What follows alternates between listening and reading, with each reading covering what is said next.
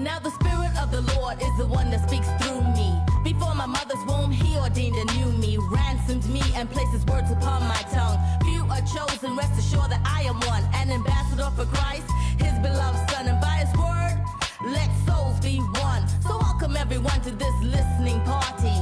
Sit back and let your souls be hearty. Celebrate with me the gift that God has imparted. And what better way to get this party started than to give Him the stage, because He knows where your heart is. Holy Spirit, you are welcome in this place. Give me the boldness to look upon His face and speak every word that you've given me to say. With no fear I speak truth, I won't deviate, and I'm confident that all will go great.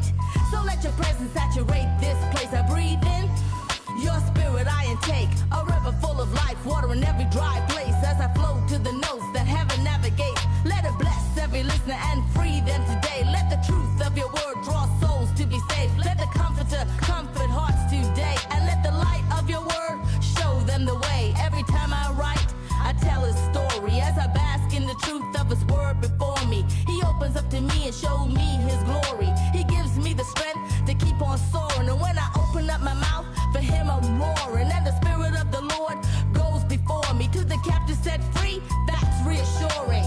Over the years He strengthened my inner core, and every day I wake up just seeking Him more. Am I ready for this? In my spirit I'm sure I am in Christ, and my Father I adore. He redeemed me from destruction, I am His ambassador. As the world turns and open up the door, I step in with purpose to win souls for the Lord. Every time I write, I tell a story as I bask in the truth of His word before me. Every time I write, I tell a story as I bask in the truth of His word before me. Every time I write, I tell a story as I bask in the truth of His word before me. Every time I write, I tell a story as I bask in the truth of His word before me. Every time I write, I tell the story as I bask in the truth of His word before me.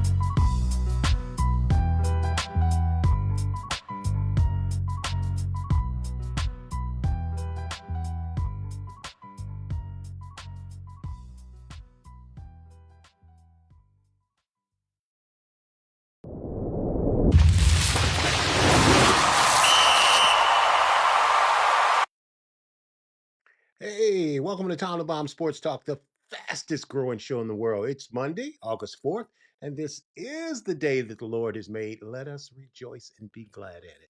If you don't think it's a great day, just try missing one. And we, LOVE, love sports and the Word of God on the Tom the Bomb Show.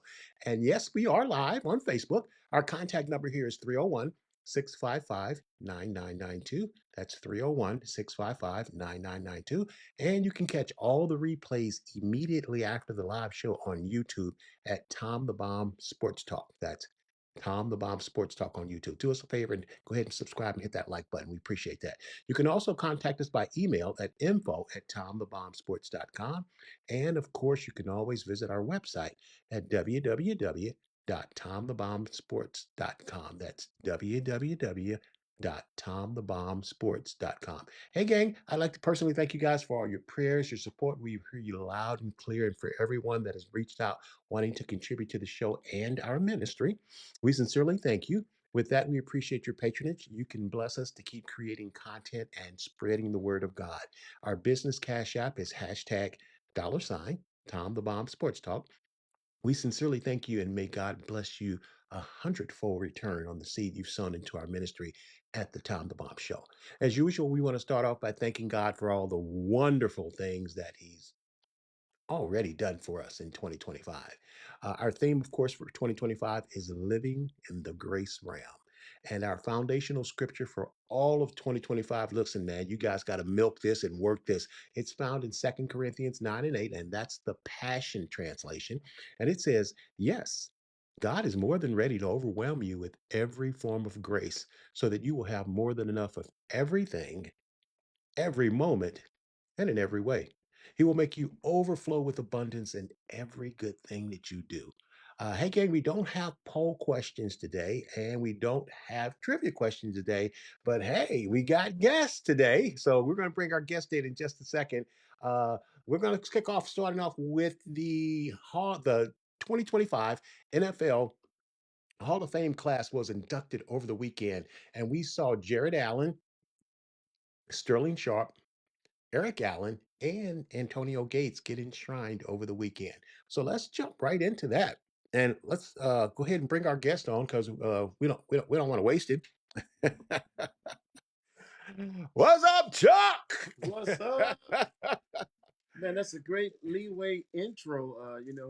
I was I talk me, never Chuck. Yeah. uh Hall of Fame worthy, but growing up, I was all Sandlot, all Alley 4 years in a row. I made the all Alley team. You ain't right. Man, that's serious. What are you talking about? To make the all Alley team? Well, the alley in East St. Louis, yeah, that's a very talented alley in East St. Yeah, Louis. I was all Alley That is true, four boy. years in a row. There was some ballers in that alley. Right. And Sandlot All Star team. I made the Sandlot All Star team for about 6 years in a row. All right, well, let's stick for right now, for purpose. Let's stick to the NFL Hall of Fame. Alrighty, let's start off with Sterling Sharp. Sterling Sharp stood at the lectern a few feet away from his bronze bust. He took off his gold jacket and gave it to his fellow Pro Football Hall of Fame brother, Shannon Sharp. Shannon Sharp had given Sterling his first Super Bowl ring, and now his big brother Sterling was returning the favor on stage after the crowning moment of his football career. And this is what Sterling said. This is why I played football, Sterling said. This is why I got out of bed. It wasn't work, it was for you, referring to his brother Shannon. Sterling went on to say that the most precious gift that he'd ever received is the Super Bowl ring given to him by Shannon. I wear this ring because of love. You gave me this not knowing that you were going to get another one. And I prayed to God, please, God, let him get another one. And God blessed him with two. The second thing is the last time that he said Shannon was here, he said, you were the only pro football player in the Hall of Fame that could say that you were the second best player in your own family. And I agree with that statement. But it would be an extreme privilege for you to be the only player in Pro Football Hall of Fame with two gold jackets. You see, you have to learn to follow before you can lead. Was Sterling's words. Sterling Sharp averaged 85 catches a year, 1,162 yards per year in receiving, and he finished with 65 touchdowns in 7 seasons with the Green Bay Packers. He made 5 Pro Bowls. He earned NFL First Team All Pro honors 3 times. Okay, a serious neck injury cut his career short, and he waited too long, in Tom Baum's opinion, to get the call from the Hall. For years, it was Jerry Rice and Sterling Sharp. Clearly were the two best receivers in the NFL. Sterling was Sterling was Terrell Owens before T.O., but with better hands. Okay, now Shannon was inducted in 2011, making the Sharp brothers the first brothers in Pro Football Hall of Fame. Chuck, one of the things that I always really loved about Shannon Sharp is how he loved his big brother and how he always talked positive about his big brother, how his big brother was his motivating force, how when he won his first Super Bowl Mhm. ring, he literally gave it to Sterling, like I said, not knowing if he was going to win another one. And that's one of the things that I've always liked about Shannon Sharp. And one of his big claims, we know that Shannon has had some not so good luck lately. He Yeah, just yeah, I'm gonna bring you up to speed on that too. yeah. Well, go ahead and bring us up to speed on it because this was a very expensive encounter that Shannon Sharp had. But let me just say this: he really regretted that for when his big with Sterling's time in the sun that it was going to be a little tainted that people were going to be talking about Shannon. What's your take on it? Get us Yeah, started I on heard him talk about how he he kind of overshadowed Sterling's induction it. that weekend.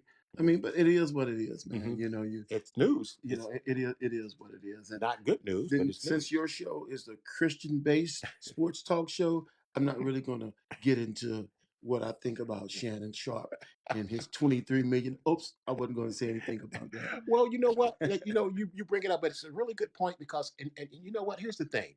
This is a great lesson to be learned. And he got warnings from Monique. He got warnings from a lot of people. Dude, Cat Williams sat Cat, on the couch and told him to take you down the. Right. the rabbit hole. Exactly, exactly. And here's the In thing. 2 weeks. Here's the thing. I say this is very, very expensive because Shannon was about to sign a $100 million contract with ESPN. And the suit, I think, was for 50 million. And like you said, confidentially, they supposed to have settled for like 23 million. But here's the thing: you didn't get $100 million contract from ESPN, and then you just settled out of court for 23 million.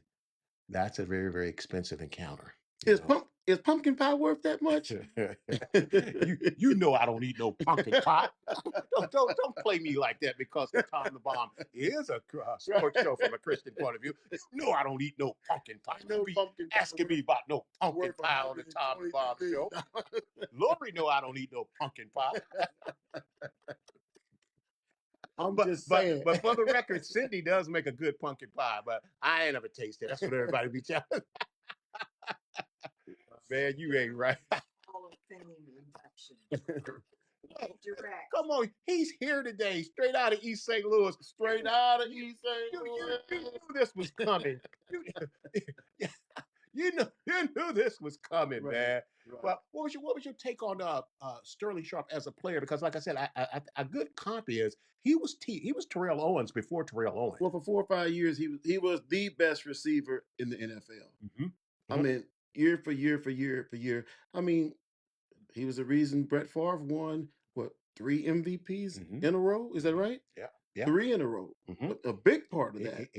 he was Huge an part of absolute that. beast, man. Absolutely. If I think for you younger fans who may not remember, before Brett Favre became the quarterback for the Packers, the Magic Man was the quarterback, and Sterling Sharp had a great relationship with him, and Favre came in, and it just Mhm. moved right on in. And but listen, Sterling Sharp, Sterling Sharp was the man. I mean, like I said, it was Jerry Rice and it was Sterling Sharp. If you said who are the best two receivers in the NFL, Jerry Rice and Sterling Sharp, and it was everybody knew that, and Right. he was on track, and he only played 7 seasons, and he was flat out on. He was on the same track as Jerry Rice. Mhm. He was on the exact same track, except he only played 7 years, versus all the other years that Jerry Rice and the other greats played. But definitely, like I said, a Hall of Famer. It took too long for him to get in. Let's move on to Jared Allen. Jared Allen was a 4-time All-Pro with the Minnesota Vikings, and this guy was just, he's a beast, man.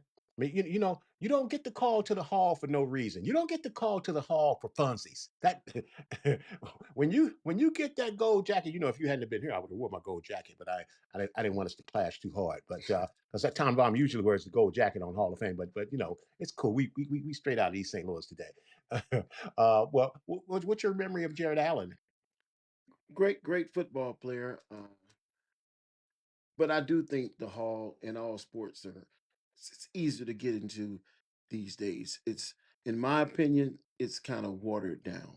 I mean, I'm not a professional football player or a professional athlete. Mhm, That's just my opinion. mhm, That's just my opinion. I don't think it takes as much. mhm, I mean, you can have because there's a short-term memory. It's about mhm. what have you done for me lately? Recency Yeah, bias. recency, and Mhm. that's what people's memory is about It this is. guy Mhm. did this and this guy did that. So they're almost putting, I don't want to say anybody in the Hall of Fame, but these guys were worthy. Well, Yeah. yeah, like I said, people don't really remember and know how good Sterling Sharp was. Right.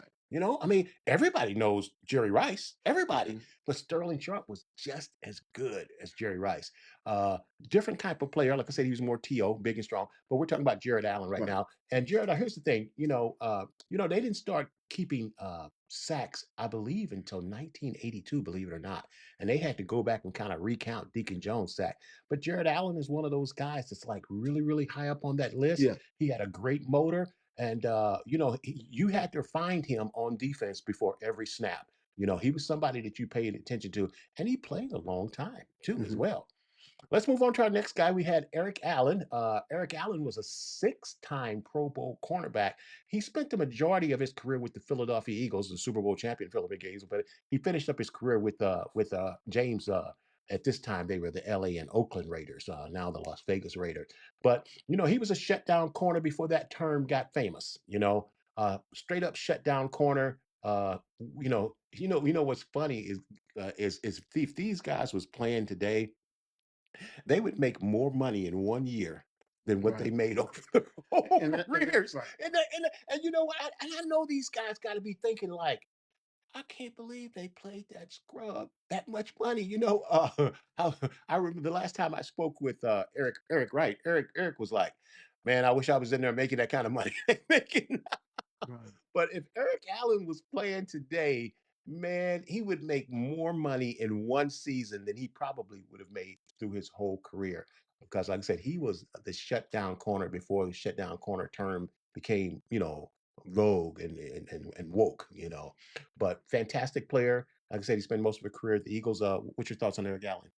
Outstanding cornerback, like you said, shut down corner, uh, gritty, tough nose, Mhm, old school football mhm. player. And Before the game changed.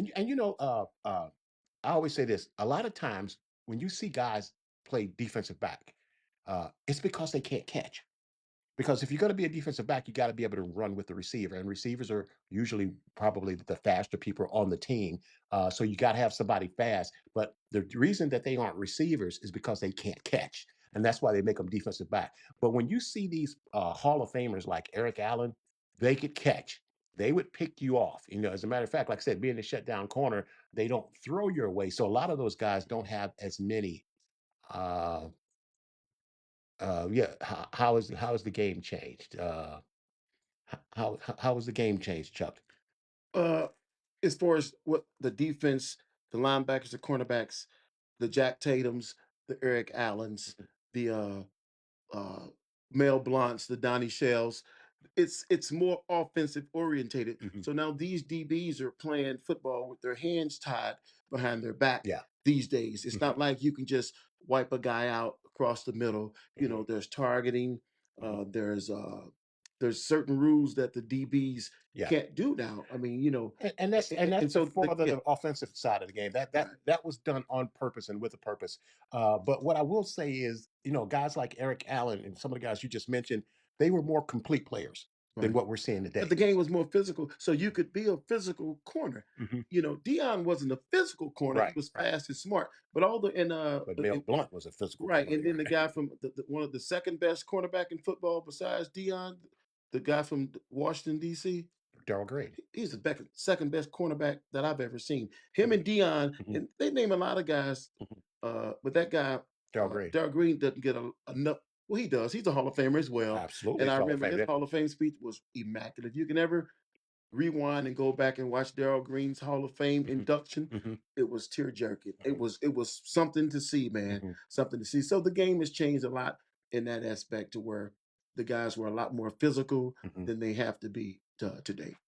All righty, next on our list is Antonio Gates. And Antonio Gates was an eight-time Pro Bowl selection with the, at that time, San Diego Chargers. And what a lot of people don't realize is that Antonio Gates was a serious basketball hooper. As a matter of fact, he had the dilemma of trying to figure out, am I going to play in the NBA or am I going to play in the NFL? Well, as an eight-time Pro Bowl selection and now a Hall of Famer, Mhm. I think he made the right decision Yeah. because I don't know if he was he was a power forward, but I don't know if he was really tall enough because I know this sounds crazy, but 6'8" ain't that big in the NBA anymore. Not today. It's funny when you're watching the NBA, you'll walk by guys and see them on the court and they look like they're small, but they're standing next to a guy that's 7'2", Right. and that guy that you think is small, he's not small. So I think Antonio Gates was only 6'4", 6'5". So I think he made the right selection of going to the NFL. Actually, he's a Hall of Famer, absolutely. But Antonio Gates, we know when you think of San Diego, you think of tight ends. We think of our East St. Louis alum, Kellen Winslow, Kellen Winslow absolutely. Sr. And he set the standard for tight ends at for the Chargers. But Antonio Gates didn't do nothing. He didn't do nothing to hurt that. Like I said, he's 8-time Pro Bowler, fantastic hands, great route runner. He was the guy. He was great for young quarterbacks because Antonio Gates was everybody's security blanket that ever played quarterback at the position for the Chargers. So definitely well deserved, Right. Antonio Gates. So those were our inductees: Sterling Sharp, Jared Allen. Eric Allen and Antonio Gates. Fantastic. And he was the So what I only. want to do, To me, he was the only no-brainer, bona fide Hall of Famer in Antonio his class. Gates, Yep. Antonio Gates. Yeah. Okay. I mean, Yeah, they all was worthy, yeah. but for me, I agree with that. I agree with that. no-brainer. Yeah, he was not. Well, it's interesting that you mentioned that because that leads us right into our next topic, which is the Okay. Pro Football Hall of Fame locks for 2026. So this is Tom the Bomb's locks for 2026. Okay. Number one on the list, Drew Brees. Can it get any more of a lock for people who's going to be actually eligible this year? Drew Brees played from 2006 to 2020, and remember, Drew Brees got drafted by the San Diego Chargers, Mhm. and they got rid of Drew Brees. Drew Brees had an injury early in his career, and they got rid of Drew Brees so they could bring in Philip Rivers. They replaced it, and Philip Rivers, I think, potentially could be a Hall of Fame quarterback himself.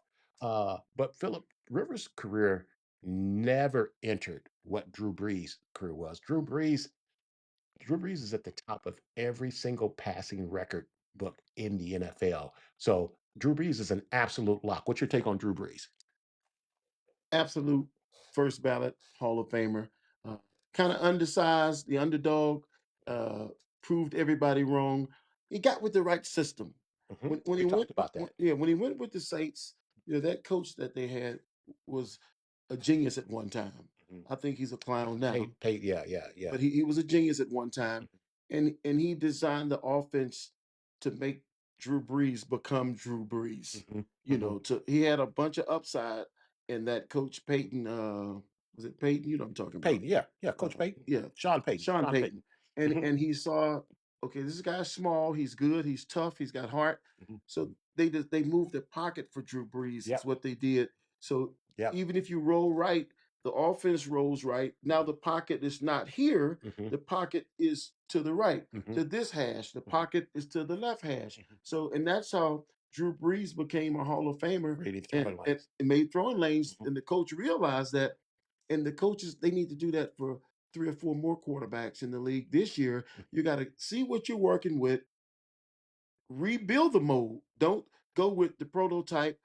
Got to stand in the pocket. Got to do this. You got to do that. If you have to move the pocket to get the best out of this quarterback that you have here.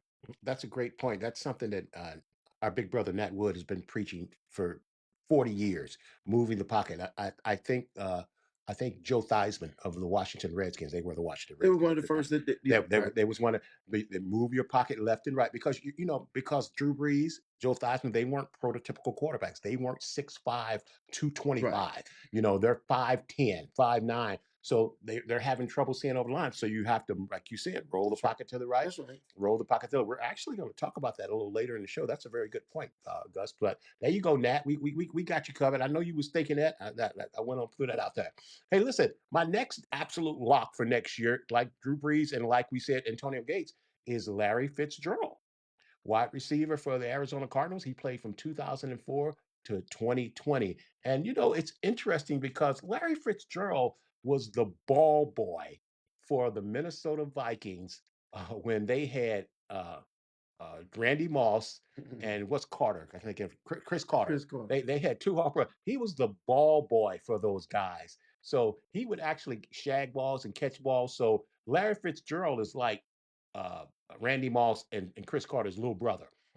And man, this guy, I think Larry Fitzgerald is in the top 3 or 4 wide receivers in the history of the NFL as far as having the best hands.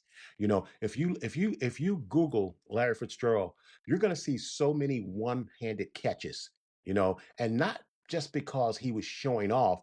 It's just because he had great hands. I mean, when you say great hands, I think of Fred Biletnikoff.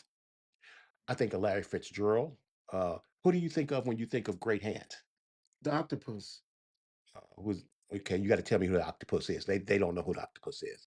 played with Tennessee, played with the Chiefs last year. I'm gonna give you one Oh, more hint. okay, okay. I know who you're talking about now, but I can't call his name out right now. I know who you're talking about, but yes, yeah, he I had can't. great hands. I know his name and it's right on the tip of my Yeah, tongue, but he that's his. That's his nickname. Right. He's got the best hands I've seen. Well, I don't think he had better hand. Okay, but yeah, he had great hand. But Larry Fitzgerald falls into that category of great hands. Bolitnikov. Why can I think of that I receiver's know name? he took because He we was wore the the best in the dreadlocks. league for 10 years. He had the For 10 dreadlocks. years, he was the best receiver in the league. You know what? Felix is going to be on it. Felix is going to be on in a little while, and Felix is like Lauren. Felix don't Right. miss nothing. The only person that don't miss more than Felix is Lauren. So, Felix will be on in a little bit. He'll figure it out. He had the dreads. You guys know what I'm talking about. He wore those The big plats. yeah, I He was call with them the Kansas doodoo City dreads. for 1 year last year. And Yeah. man, But why can't I think of this guy's name? I'm having a brain lock. Me too. My third lock for next year's Hall of Fame is Luke Kuechly. And this guy is a flat. This might be one of Troy's favorite players because, as a matter of fact, Troy wore number 59 because of Luke Kuechly. That's why he wore 59 because he played linebacker in high school. But this guy was an absolute tackling machine. He was a tackling machine. Not only was he a tackling machine, but he was a great cover guy. So he wasn't just he played all of it. He could cover, he could tackle, he could do everything. What's your memory of Luke Kuechly? He held down, when Cam came in and the Carolina Panthers had that run and when they actually made the Super Bowl one year and they had a really good team. Luke Kuechly was the captain of that team, and he held the defense down. What's your memories of Luke? They don't make linebackers like Luke anymore. Yeah, he was broke definitely them old school. Wasn't yeah, definitely old school. he? Yeah. And he had pretty decent foot speed too, which is why he could cover backs out of the backfield as well. He was a total complete. That's why he's on. And a lot of kind of novice football fans may not even know who Luke Kuechly is. There's people out there going, Luke who? Well, his career was cut short due to concussions as well because he played linebacker. When you played, I remember I once had a conversation with my brother Nate about being a linebacker. He was like, "You're not mean enough. You have to be mean, reckless, abandon. You have to try to hurt somebody every play, and that's what this guy did. Is lead with his head." Instead of he was coming in old school, and I think concussions really cut his career short. He played with concussions, he played without concussions. He played hurt a lot. He played from 2012 to 2019, Right. and at that position, that's that's a good point. Middle linebacker is almost like a running back. I think they kind of take on the same kind of punishment that a running back, because on every offensive play, the player that you're designed to block is the linebacker, the middle linebacker. That's the guy you got to get out of the middle. So that's Luke Kuechly. He's my lock. And my last lock for next year is Willie Anderson. And Willie Anderson is an offensive tackle, and those positions, Keith Jackson used to call them the big uglies. Okay, and the big uglies are just never going to be sexy. It's not a sexy position, but football is won in the trenches on the offensive line and defensive line. And that's where the Philadelphia Eagles are Super Bowl champs because of their offensive line and their defensive line. I know you're gonna say Saquon Barkley too, but Of course. but these guys are important. And Willie Anderson, I purposely wanted to get this out there because, like I said, it's not a sexy name and sexy position, but this guy is an absolute lock. Okay, and so these are Tom the Bomb 4 locks for the NFL Hall of Fame next year. And hey, you guys, let's see if Tom the Bomb know what he's talking about. Hey, look, let's take a commercial break, and then we're going to have really fun because we're going to come back with 5 country minutes with Felix Bassey. So let's take a break, and we'll be right back. Window Nation is on the Morgan's home turf to huddle up about replacing their drafty old windows. This free estimate is showing how easy it is to tackle the problem. We can get any of these windows custom made.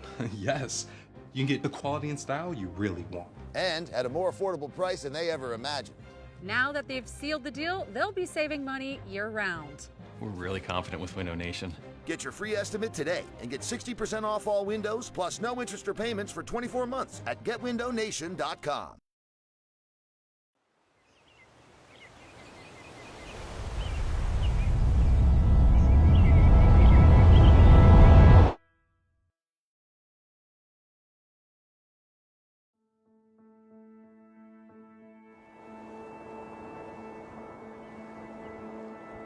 Sheltered by the Sea of Cortez, Danzante Bay is a pure and peaceful oasis, an uncrowded retreat where your options are as vast as your views. If you're seeking a vacation that defines luxury and the true relaxation, look no further than Villa del Palma at the islands of Loreto. A splendor of true Mexican hospitality effortlessly blends with rich materials and insatiable comforts to bring guests the ideal home away from home experience. With its quiet beaches, scenic vistas, rich history, and an astounding surrounding natural habitat, you'll feel as though you've been swept off to paradise.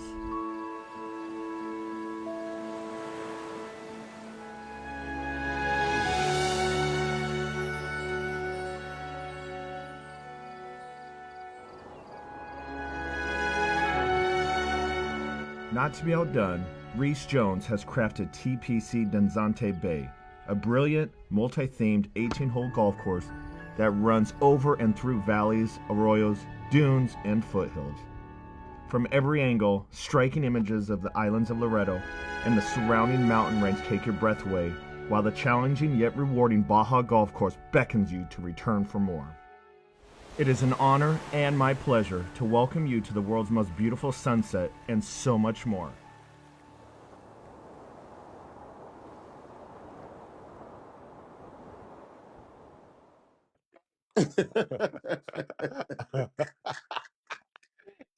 All right, guys, you caught us having fun off camera. All right, hey, let's talk a little PGA golf before we bring in Felix with 5 good minutes. Okay, Cameron Young wins his elusive first PGA Tour title. Uh, Cameron Young finally got his first PGA Tour victory on Sunday after 7 runner-up finishes.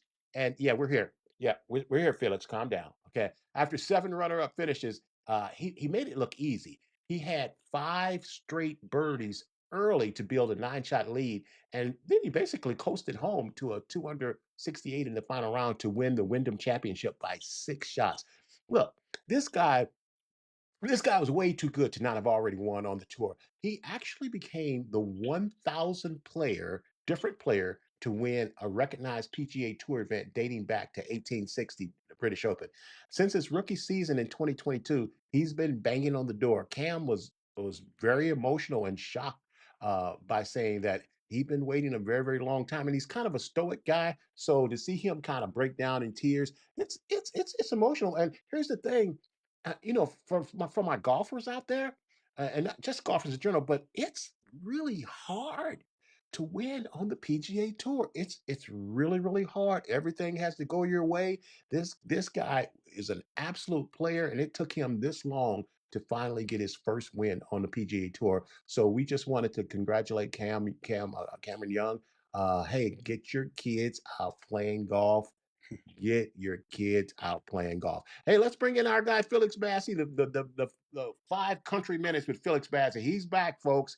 Hey, Felix, we're going to be talking about. Well, let's start off with this. ESPN has released their top 25 preseason high school football teams. So let's jump right into this and let's talk a little high school football right quick. I got to take advantage of East Boogie in the house. Okay, at number 1 we got Modern Day out of California. Number 2 is Bishop Gorman out of Nevada. Go ahead, Troy. Gus. Bishop Gorman out of Nevada.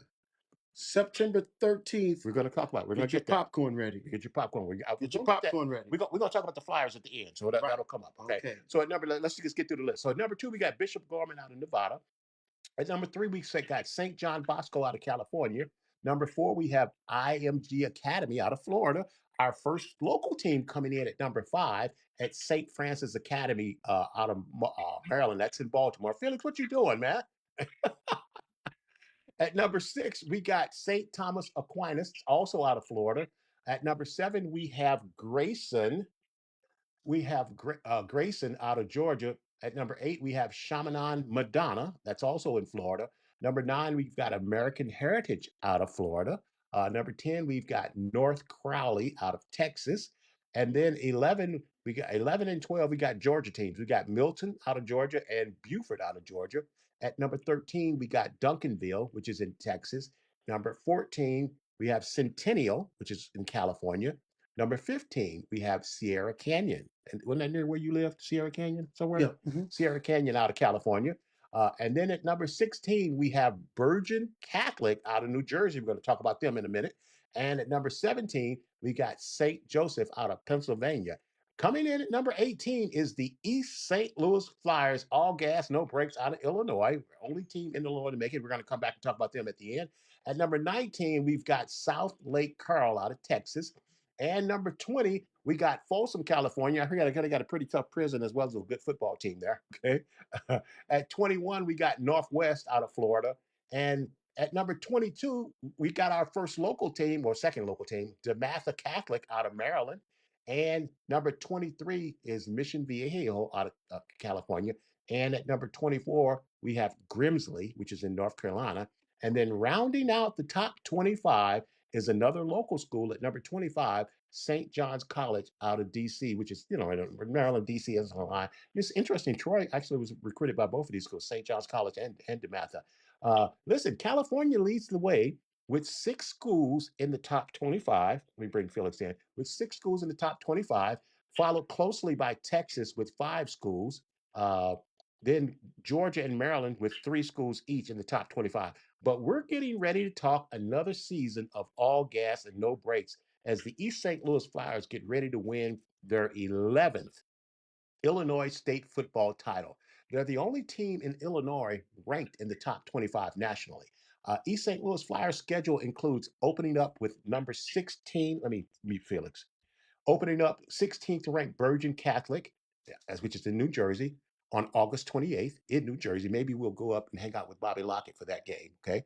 And then on September 12th, this is what you were saying, get your popcorn ready. On September 12th, the Flyers take on number 2 ranked Bishop Gorman in Nevada before coming home to take on Mike Harrison Jr.'s Belleville East Lancers at 8 p.m. on September 19th. We'll have to get Coach Harrison on the show for that matchup and see what the Lancers are working with in 2025. Coach Darren Sunken, head coach of the Flyers, and his staff always does such a fabulous job of getting the Flyers ready. They're always looking for a challenge before the regular season starts in their own state. They always pick and fights with the big boys before coming back to Illinois. East St. Louis Flyers finished the 2024 season ranked 15th in the nation out of 300 nationally ranked high schools. They'll be playing the state champs from Nevada, the state champs from New Jersey, the runner-up from Florida in Gadsden County, and then a rematch with powerhouse IMG Academy, who finished ranked number 10 in the nation last year. And they beat the Flyers last year 13-14 in a close game. Chuck, realistically, realistically, with this upcoming 5-game swing through the Southwest, it's going to be bad news for the rest of the teams in the state of Illinois. The Flyers are the reigning 6A champs in Illinois, but realistically, let's start right here, Gus. The size of their school, they really should be playing 3 and 4A because of the actual size. Talk to us about the Flyers in this upcoming swing. Well, maybe 5A for sure, because it's based on the total population of the school. Mhm. 5A, 6A, 7A, 8A. I think on paper they're the best team in the state of Illinois, but they can never beat Mount Carmel. Mount Carmel is 8A. Loyola Academy was 8A. They wiped Loyola Academy out last year, but Mount Carmel is a different breed. They're probably, and I'm biased, they're probably the best school in the state of Illinois. They win their state championship 8A almost every year, and every time they play Eastside, they beat Eastside. So that's the only team that the Flyers can't say we dominate in the state of Illinois is East St. Louis. But from 7A down, I believe they could win any state championship in the state of Illinois. And on the 12th of September, I'll be in Vegas for the Bishop Gorman East St. Louis Flyer High School football game that Friday night, and looking forward to it. We're contemplating about going to Jersey for that I game. think that'd be a nice trip up. Let's hang Yeah. out with Lockheed. We're Yeah. going to be somewhere else, Lori? They've got tours August going. 16th, Zuber's birthday. Yeah, it's that August weekend. 28th. It's August They're 20th. playing somebody on the I think Big they're Bert. playing. I thought it was IMG on the 28th in Florida, and then the 16th. I think it's going to be Bergen. right, because Okay, one of the then. games I can't make, and the 2 of them I'm going to make. But yeah, I've already got my tickets and everything for Vegas. It's going to be exciting. That's going to be an exciting trip, football game, and I love the test. I love how Coach Zunkett prepares these guys Mhm. nationally till they Mhm. come back and Mhm. go through the regular season. And their toughest games are always the state championship game, in which it should be. Well, I was watching him earlier, and he talked about how number one they like to expose the kids from East St. Louis to being able to travel and see, because a lot of them never really leave the area. East, as you and I both know, East St. Louis is a very, very small town. So the one local school, it's not really, like when you say a school is 7A or 8A, that's over 6,000 students at that school, and that's not even close to the enrollment that they have in East St. Louis. So it's a smaller school, but if you put them in 3A, 4A, 5A, that's no competition at all. They never ever lose a game, and that at some point that's not any fun. But you're right. I love the philosophy where they challenge themselves. Like I said, always picking on the big boys, and so by the time they get back to Illinois, it's all gas and no That's brakes. right. They are ready to roll, and they're not even probably looking being challenged until they get to the state playoffs. And like I said, it's interesting that they're the only school in the state of Illinois that's ranked in the top Yeah, 25 in and the that nation. means a lot too because Mhm. all those schools. California is huge. Texas is big. The Huge. state of Georgia. So your reach is longer, Mhm, and then a lot of those are academies and Catholic schools too. mhm, Besides Duncanville coming out of Texas, they've always been one of the top school in Texas for the last 5 to 10 years. Is Duncanville. mhm, It's the same schools out of each state most of the time. They recruit, mhm. the Catholic schools recruit the academies, and I don't even think IMG Academy is a school. It's a sport. It's that you know what? Those kids are on NIL deals at IG, Right. IMG. I don't even think They're they actually go they're to that school. They just go they're there to play they're football and they're sports. their NIL deals are great at IMG.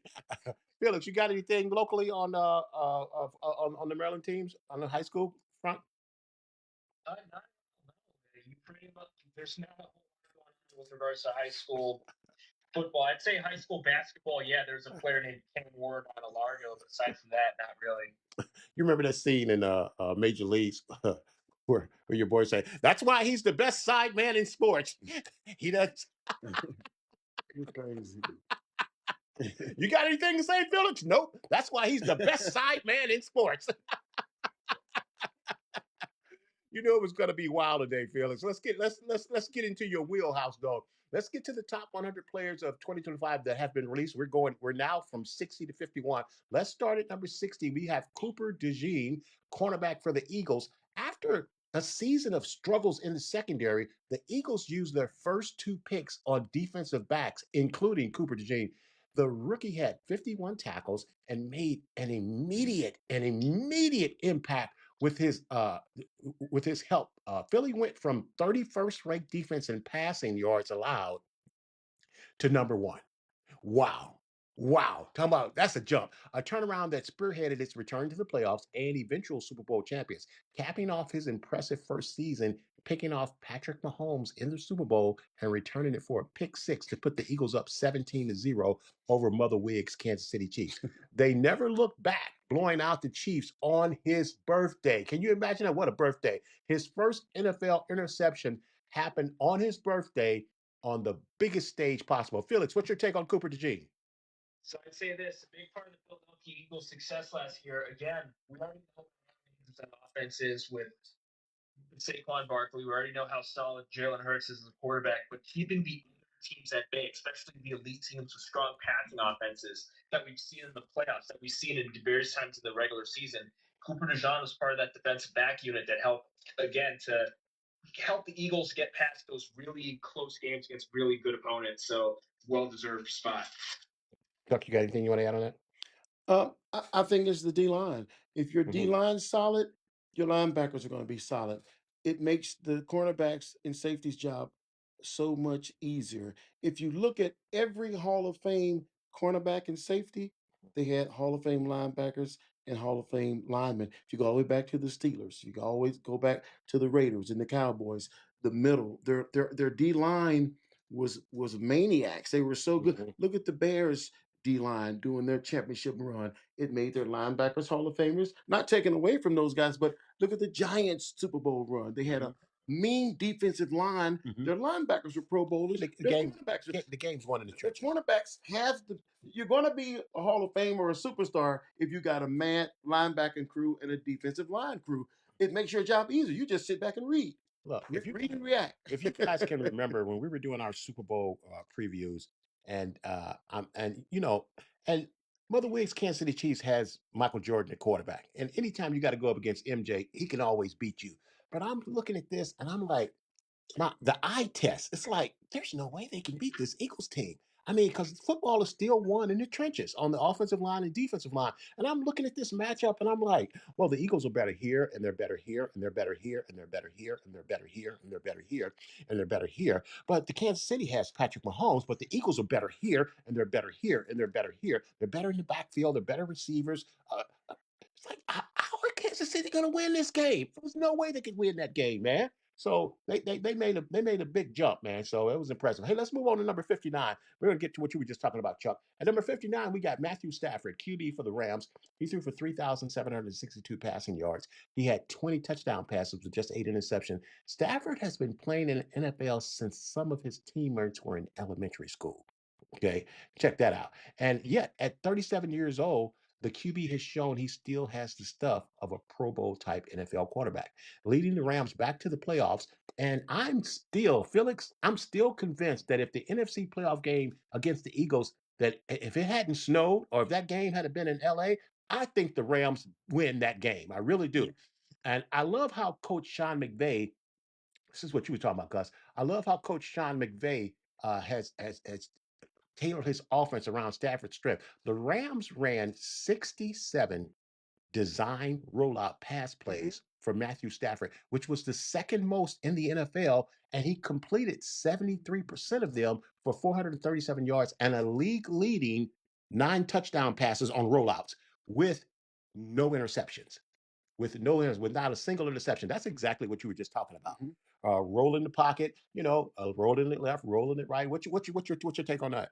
Well, McVay's a great coach, and sometimes he overcoaches and sometimes he undercoaches, but he's got the concept. Mhm. You have to have a basic concept when you're coaching in the NFL. You have to know what your players can do. You have to try and get the most out of that particular player in that particular position, and that's what McVay does really well. Hey, Felix, I'm feeling like pouring a little bit of salt in your wound today. In 2012, if I'm not mistaken, at this time they were still the Washington Redskins. The top 5 young coaches in all of the NFL were all on the Washington Redskins staff in 2012 with Sean McVay.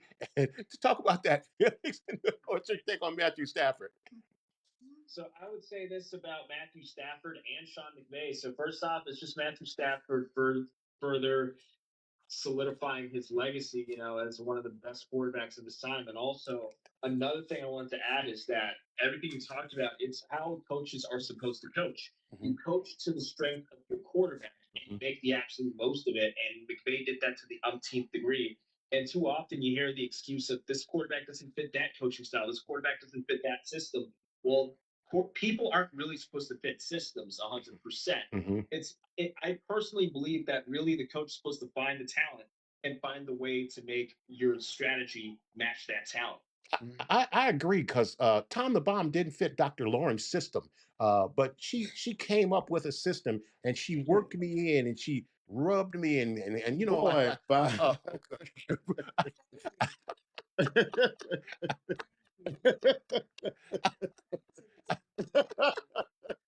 I got it for you. you gotta be in the right system, man. I'm telling you, man. What Jackie at? Boy, bye.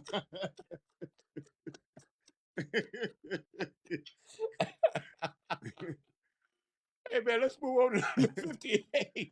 Number 58, we got Joe Mixon, running back for the Texans. He rushed for 1,016 yards with 9 TDs, with 36 receptions for another 309 yards receiving, with 0 fumbles. Man, that's so key for a running back. 0 fumbles.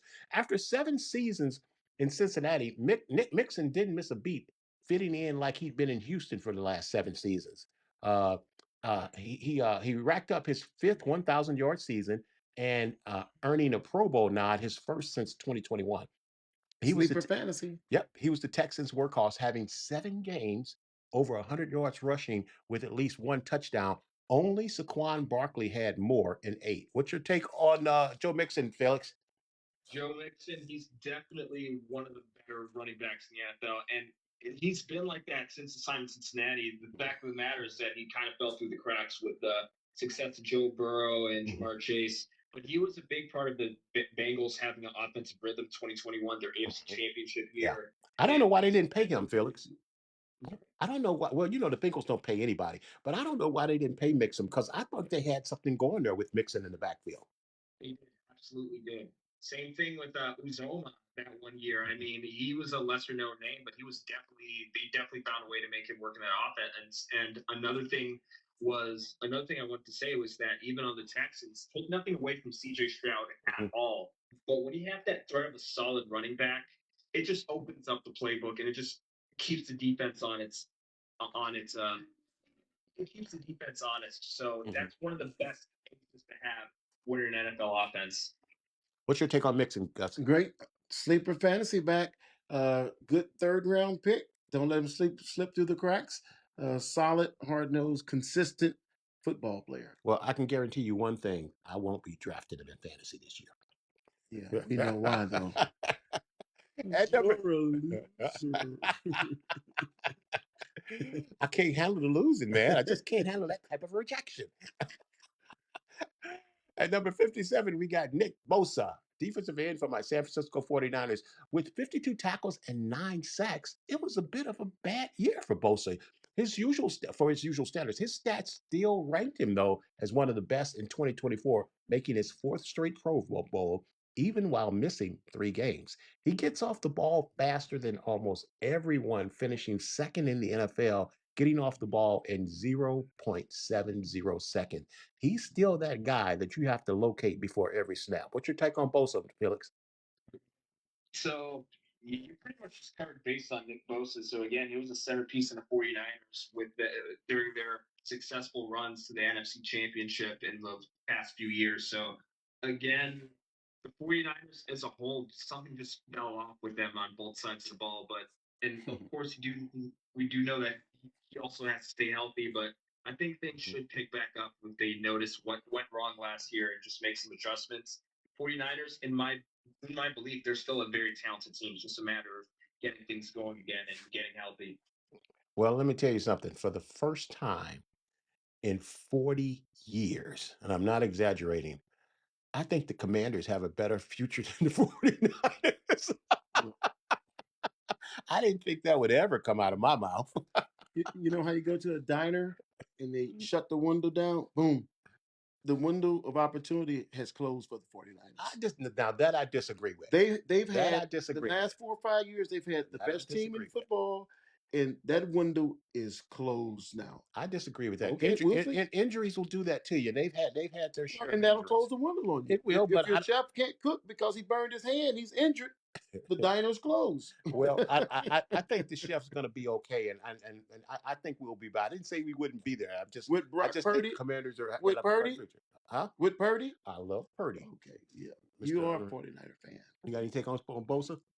No comment on Bosa. No comment on Bosa. All right, let's move on. Our next guy at number 56 is Justin Herbert. We talked about him last year with the QBs.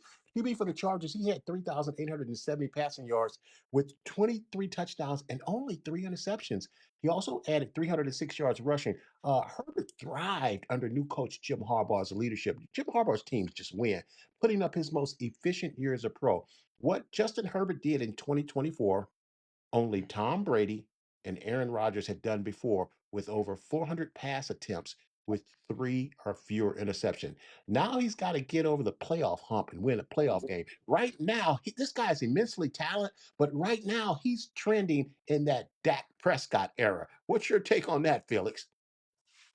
Definitely Justin Herbert, one of the better players in the NFL. So even if you look at last year, believe it or not, and this really got swept under the rug, he set the NFL record for fewest interceptions per pass attempt yards, I think. Yeah.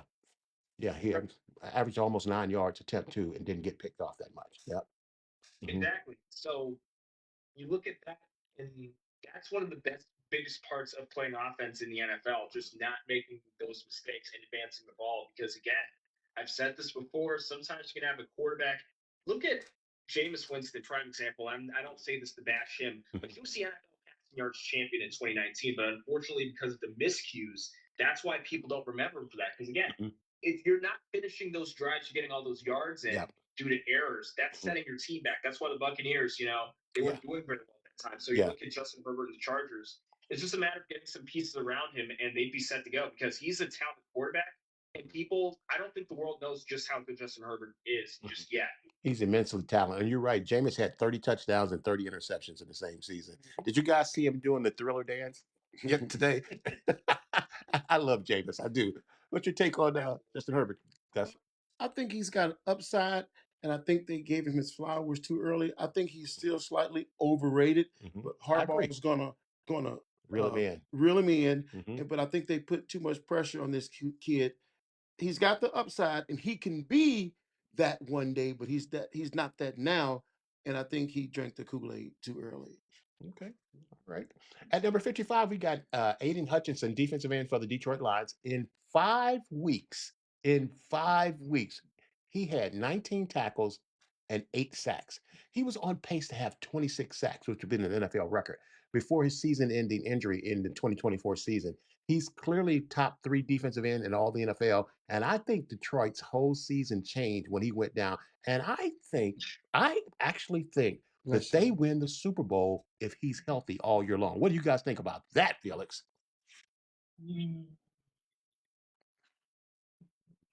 He's a Commanders fan. That's why he's choking.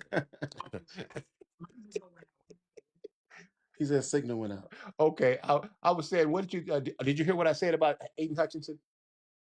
Actually, didn't catch it. What did you say about Okay, I said I thought Detroit season whole changed when he got injured, and I think the Detroit Lions would have won the Super Bowl if he had been healthy all year long. What's your take on that? That's a solid theory because quite frankly, the Commanders were working with a clean pocket in that Detroit Lions game. So the fact of the matter is, you throw Aiden Hutchinson to the mix, that game becomes a 50-50. Mm-hmm. Lions versus Eagles. I have to be quite honest with you. I don't think the Eagles are no disrespect to the Eagles. I don't think they're good enough to be a healthy Detroit Lions team, especially as dangerous as they are in that stacked offense. Yeah, yeah, man, that Detroit Lions offense was the scariest thing that I'd seen. The fastest thing on turf. When Greatest show on the turf. greatest show on Yeah, turf. yeah. That offense that they had, man, it was lethal. I mean, their number 3 and 4 options would scare you to death. Forget number 1. Remember when Tyreek Hill was at his top, and you were like, "Oh, we got to watch Tyreek Hill." The Lions had 3 guys that scared you like that. It's like, wow. What's your take on that, Chuck? Well, the biggest difference is in the greatest show on turf and all these great offenses, those coaches let those players play. This coach in Detroit, he wants all the glory. He's gonna every game they lose is gonna be his fault. Nobody's gonna outplay the Detroit Lions. The coach, that guy, he should be a wrestler. The head coach, you mean? The head coach of Okay, the Detroit. head coach. He Okay. should be a WWE wrestler. Yeah. That So- idiot not kicking field goals. That Yeah, idiot, yeah. That's what I'm talking yeah, about. He's because- going to lose the game for his team Yeah, yeah, more than they can win the game. Uh, That's why Aiden Hutchinson, it had a lot to do with the injuries, but that coach is going to find a way You're right. to lose the game for his team instead of letting his guys go out there and win the football game. I've witnessed it for 2 years in a row. Right. In 2023, being a 49er fan, there was we had a snowball's chance in hell of winning that game against Detroit. And that coach That's got right. them back into that game, man. Absolutely. Not kicking field goals. I had never seen a team get dominated so thoroughly in the first half in a playoff game and actually come back and win to what the 49ers did at Detroit. A lot of it was coaching. A lot of it was Absolutely. coaching. What's your take on that, Felix? It goes back to what you call those made-up stats because there's something that they use called NFL Next Gen. They round up the probability of how likely you are to get a 4th down conversion to determine whether or not you should go. I remember the Lions went for it 2 times that cost them the game. Really, if they decided not to go for it one time, they win that NFC Championship. They went for it both times, and according to NFL Next Gen stats, they had a 30% chance of getting the conversion on both chances. And NFL Next Gen stats said both times the recommendation was to go for it. But here's my problem with NFL Next Gen stats. If I were to tell you something was extremely dangerous to do, and you only had a 30% chance of doing it successfully, if you mess up, this is, God forbid, very serious ramifications. Wouldn't you go for it? I'm saying, using your common sense outside the parlance of football, outside the context of football, what are you doing? No. Exactly. Mhm. So it goes back to what you call these made up stats, and they're using it to, as some sort of measuring stick for the sport. That's why he's the best side man in the business. This is the business that we have chosen. Did I ask why? Did I ask who gave the order? Yeah, they don't come to see. The only sport that you go to watch the coaches is baseball. Other than that, College basketball too. yeah, they're clowns too. Look over there. They're clowns Right on too. the top of the paper. Right on top of the paper. But yeah, when you go to a baseball game, you're looking for the coach to get thrown out. That's part of it, Kick dirt, clown, throw bases, yell, get in the umpire's face. But for football, just coach. Tom, all the old guys just stood on the sideline and coached. Yeah. At number 54, we got Derwin James, free safety for the Chargers. He had 93 tackles and 6 sacks, along with 1 interception. The Chargers line him up almost anywhere on the defensive side of the ball. His versatility is his superpower. Playing on the line of scrimmage, he played slot cornerback and he played safety, making his 4th Pro Bowl and another appearance in the top 100. What's your take on Derwin James, Felix? I'm sorry, my signal keeps going in and out. Okay. We were talking about Derwin James, free safety for the Chargers. You go ahead, Chuck. What's your take on Derwin I think James? he's a monster. Great football player, consistent. They're gonna have to pay him soon. Mhm. Yep, absolutely. Hey, listen, this next guy I'm really excited to talk about because number one, he's a rookie, and a lot of people don't know about. I was talking with Chuck earlier. Now, number 53, we got Jared Verse. Jared Verse is a linebacker for the Rams. He had 66 tackles, 5 sacks. The Rams struck gold in the draft with Verse, adding to their rapidly growing young defense core with an edge who terrorizes opposing QBs. He won the NFL's Defensive Rookie of the Year, and Teron Armstead, a top offensive lineman, said, quote unquote, I never want to play against him again. Think about that. I never want to play against him again. And and he said that he retired at the end of the season, but he said, I don't ever want to play against him again. And then he predicted the Verse will soon be an NFL Defensive Player of the Year before his career is over. Not bad for a rookie, making the top 100 list as a rookie. Verse created 76 pressures, Felix, the second most by a rookie behind only Nick Bosa, 81 in 2019. You see, I had to work Nick Bosa back in there for Gus. What's your take on Verse? Because I know you hadn't heard about it, but this guy is, hey, Jaden Daniels was the top offensive rookie of the year. We didn't hear about who the top defensive rookie of the year was. It was Jared Verse.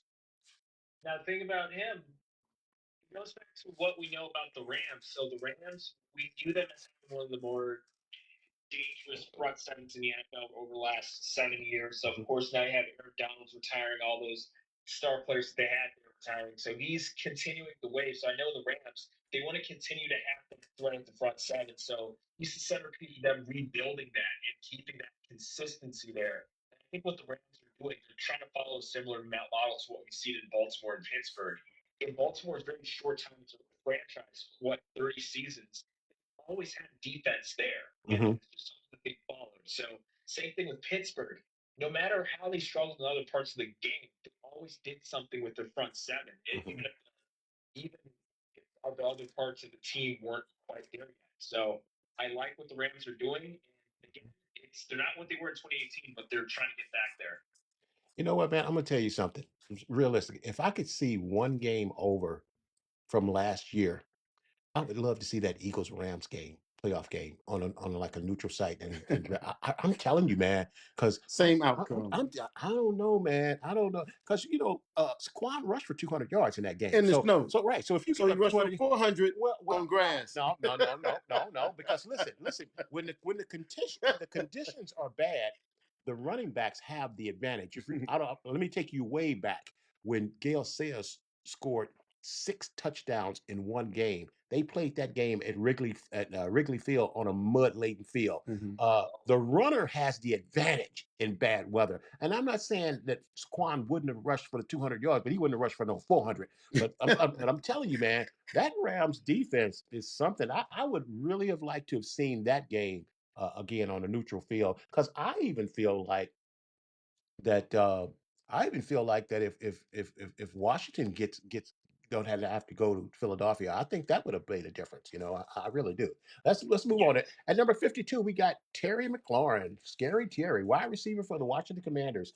Jaden Daniels' favorite target had 82 receptions, 1,096 yards receiving, and a career high 13 touchdowns receptions. It was the year of change for the Commanders. ADS standing for after Daniel Snyder. With a new owner, a new GM, a new coach, and a young new signal caller in JD5. With all of this new, Scary Terry was the experience and stability that this team needed for order. And that's what McLaren provided with his fifth 1,000-yard receiving season. And like I just mentioned, a career high in TD receptions. The Commanders have done almost everything right in the offseason except take care of their go-to guy and JD's 5 security blanket. He brought the go route back to the Washington's aerial attack, the ability to take the top off the defense. Washington's GM has done a fantastic job. I'm going to give him a lot of rope to get this done with Scary Terry. Go, Felix. It's your team. So the thing with Terry McLaurin, what makes him absolutely dangerous, not just his skilled route running, but even if you cover him, he's the number one ranked NFL wide receiver with contested catches. If you can't even cover the guy, again, what are you going to do to stop Terry McLaurin? And the fact of the matter is, now you have a quarterback that can deliver to Terry McLaurin and do so consistently. Now we're talking about the case in which the Commanders, they're going to play up to their fullest potential. Now, I've said this for a long time. The Commanders have had a talented roster for the better part of the last 10 years. It's just that they haven't had consistent QB play. That's what's held them back. Now they have McLaurin there, someone to deliver the ball to an elite receiver like McLaurin. The sky's the limit for this team. Mm-hmm. What's your take on Scary Terry? Like you said, he provides the stability and the somewhat veteran experience, if you want to call it that. And I'm excited to see what he can do again with JD5, to see if it was a fluke, if they weren't ready for him. It'll be an interesting season this year for the Commanders. Well, like I said, the GM has done a lot of things right, and I'm just believing. The one thing that kind of bothers me is they're about, and check me if I'm right or wrong on this, Felix. They're about $2 or $3 million off from getting to where Terry McLaurin wants to be. In the realm of the NFL, that's not that much money, $2 or $3 million. It's really not. With the contracts that these guys, and for them to be, haggling over this, 2 or 3 million, you need to get this guy in camp and get this behind you and keep this train rolling, man. You know, I really don't understand this, but I'm going to give him some rope because he deserves it. He's done a good job. At number 51, we have Kyle Hamilton for the Ravens, and as far as position, he plays everywhere. He had a whopping 107 tackles. The Ravens defense took a dip in 2024, finishing second to last in yards allowed, but the decline had nothing to do with Kyle Hamilton's play, who remained the most consistent and productive member of the Ravens defensive backs. His versatility is also his superpower. He's also playing, check this out, over 50 snaps at edge rusher, inside linebacker, slot corner, and safety last season. He's a legitimate. Can you believe one guy in NFL could play that many different positions and play them at a Pro Bowl level? Wow, that's Is that impressive? Is that the most impressive thing you've heard today? That's insane. How you going to be an edge rusher, a linebacker, a cornerback, and a safety? Man, that's the Commanders had a guy like that, Sean Taylor. yeah. Well, Sean Taylor wouldn't know. Well, you know what he Man, could blitz. you need You're right. Sean You're Taylor right. could You're do right. it He all. could. I ain't gonna let you talk Yeah, about you're right. Sean Taylor You're like right. that. Well, yeah. Now, when I give the I, Commanders props, I, I, Sean Taylor was a well, could do it all. my first thing was edge rusher, but he blitzed. He was a great blitzer. So But he had the size and speed to play mhm. a linebacker if he wanted to. Yeah, but this Kyle Hamilton, man, he's like 6'6". You remember that Right. one play? I forget who were really playing, but I think he might play my 49ers, and they tried to throw a pass, and he just jumped up and picked it out of the air, like 8 feet in the air, and caught it and ran it back for a pick six. Mm-hmm. Man, that guy is impressive, man. He looked good in San Francisco Scarlet Red. Everybody would look good in Scarlet Red. Now, look, I'm still having Felix. I'm still having stress factors on the 49ers giving up all they gave up to get Trey Lance. And if they had just kept that pick, they would have had Micah Parsons as a 49er. I'm still having stress factors over that, but it is what it is. Hey, you got anything you want to add, Felix, before we close out? What do you look at? One thing I'm going to add, so while we're still on the topic, we're talking about Colin Hamilton. I think a large part of why the Ravens allowed so many yards, I noticed that their coverage is a lot looser than normal. Like from this past season, they have a lot of things to fix in their defensive strategy, their defensive game plan. But going back to it, I just want to add one more thing for Terry McLaurin situation. Mm-hmm. If their thing is $3 million, and I know they have the money, they could easily just offer him the $3 million to make it $30 million. But if it's that big of a deal, you can literally just cut $3 million's worth of players. And believe it or not, that's not very much in today's money. So that's what I'm saying. Easily do that and probably sign some and make it tertiary positions or what have you, auxiliary positions. Sign some people off the CFL, XFL, whatever, just to fill the roster spots for relatively low salaries. We're talking hundreds of thousands here, but for the NFL, low. And you can easily afford to sign McLaurin. But again, this is just simple stuff. This is stuff I did on Madden franchise mode as a kid. Well, like I said, Felix, the GM and it's when you start talking about management in Washington, you normally don't get this, but he's done a good job, So let's give him a little rope and let him be a cowboy and see if he can reel this in and get this done. Because there's no way I think they let this season go without bringing back JD5 security blanket. You gotta have him, right? Gotta have him. Well, gotta have him. You got anything you want to close out with, Chuck? Nope, we're good. All right. Hey, gang, that's our show for today. And despite what Stevie is saying, Tom the Bomb is not corny. That's just I'm married. Look, look, guys, don't forget to like and subscribe us on YouTube and hit that like bell, please. If you're enjoying the content and you'd like to bless our ministry, you can sow into the Tom the Bomb Sports Talk by cash apping us at $, Tom the Bomb Sports Talk. And don't forget to check out our website at www.tomthebombsports.com. You can also email us at info@tomthebombsports.com. Hey, for a dynamic, in-depth sports analysis and highlights for the sports in the DMV and more, check out the Washington Sports Den on Thursdays at 2 p.m. Eastern on WBGR with my main man, Mr. Felix Bassey, the best side man in the business. Hey, man, time flies when you're having fun. We're out of time here, but we sure do thank you for spending your time with us. We don't take that for granted. Look, listen, may the gates of heaven open and pour out an abundance of blessings down on you that there won't be room enough to contain it, okay? As you live off the overflow and you step boldly into the realm of grace. Remember, if you want it, you got to confess it with your mouth and believe it in your heart that Jesus died on the cross and that he rose on the third day, not a Thursday, not necessarily, just for you. Remember, he'll leave the 99 to go find the one. Amen. Hey, gang, Tom the Bomb wants to leave you with a thought. Today, duct tape may patch a lot of things, but 3 nails fixed everything. Amen. Remember, darkness cannot drive out darkness. Only light can do that. And hate cannot drive out hate. Only love can do that. Hey, gang, thanks for checking in with us. We'll see you guys next week on this same bat time and this same bat channel, 6 p.m. Eastern, 5 p.m. Central, and 3 p.m. Pacific. We'll see you guys next week. Thanks for checking in, Chuck. Right. Hey, Joy Bean. Hey, Jack. We'll send it back. We'll send it back soon.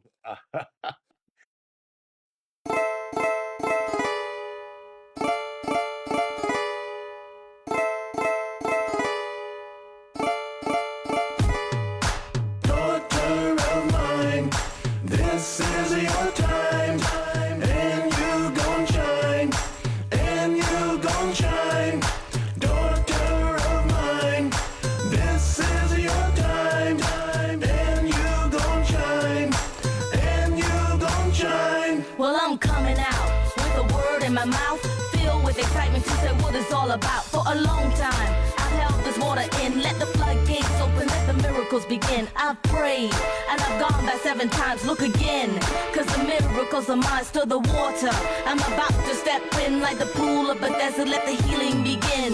Daughter of mine, this is your time, and you gon' shine, and you gon' shine.